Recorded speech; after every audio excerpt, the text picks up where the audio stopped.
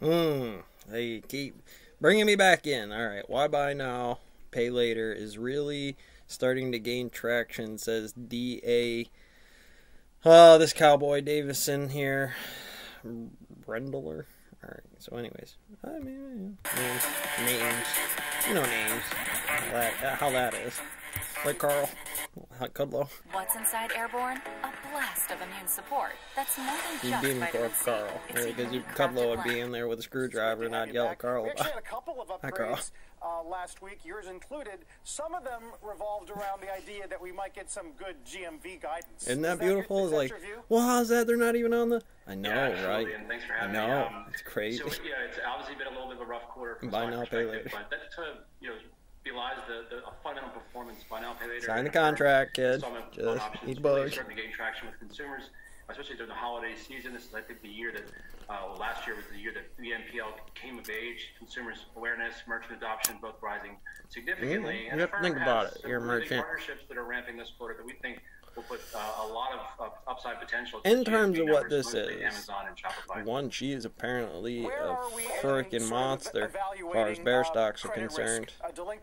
What she's doing, ripping away like that. You wouldn't. It's great for the day, but you would definitely. I would unload my whole position, but one stock on here just to wait till this thing drip back down on the day for what that kind of gain could be, given $1,000, $5,000 on the day, where you were dipped over the index. Now again, you platform Bing. Did a bing on something like that, and you're good to go. I don't pay for anything. I should have money. Almost record lows in terms of delinquencies and losses, and it will get $6 ain't too much, especially once a week. And you might want to put down a few of those. Save up for a little bit on equity for a year, like you would do this while you're. Well, you can do that. I might put a brick on this right here. Or when one of those happen, you'd see some dips, some names, you'd listen to them, you'd say, hey, that's what, by not having what the difference is, if I program the machine to index the lines on what they say for the T numbers about being a year and a half out. What is a T10 out for a year and a half? How does that work, Jordan? And I'll go about showing you in the mill, training a rookie, running through different lines where you would say PAW 600 may be the same timeline as a totally different index. And so when you take credit to buy now and pay for it later, or pay a dividend on that in some way, for it to do it would need to cover the volatility index. And what it does is still say a volatility index of any index at a hedge fund that became a holdings company that could leverage platform. Now, amongst holding companies, I don't know what the real index is for 666 here, but inside of what that standard may represent, you would say it would be heavy, I'd imagine, or at least platformed if it wasn't ready to not be classified as set to where its index is, which I don't know without running the experiment of the information gathering of a one-day index of just their holdings to find every lamp switch and running there, which obviously I don't have the iRobot, Kung Fu Panda variable on what that is in either state to really tell you where the lamp is.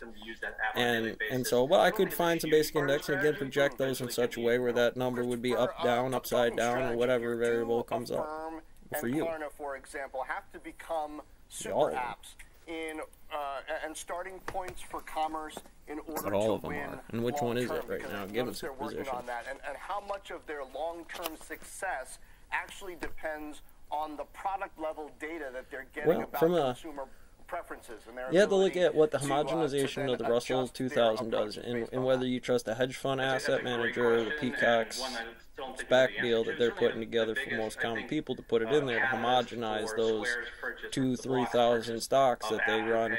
But who knows if really that's what the Russell 2000 was before it turned into the S&P 500 or NASDAQ or however that metric's one day where they all kind of crossed some line about shorts on longs about something.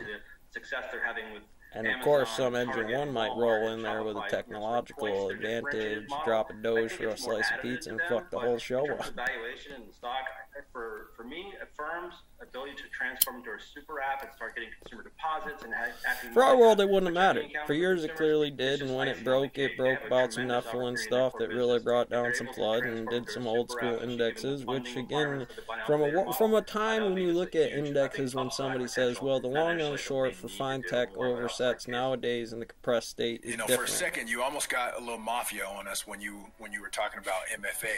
You were just like, do it. I thought you were going to reach through the screen.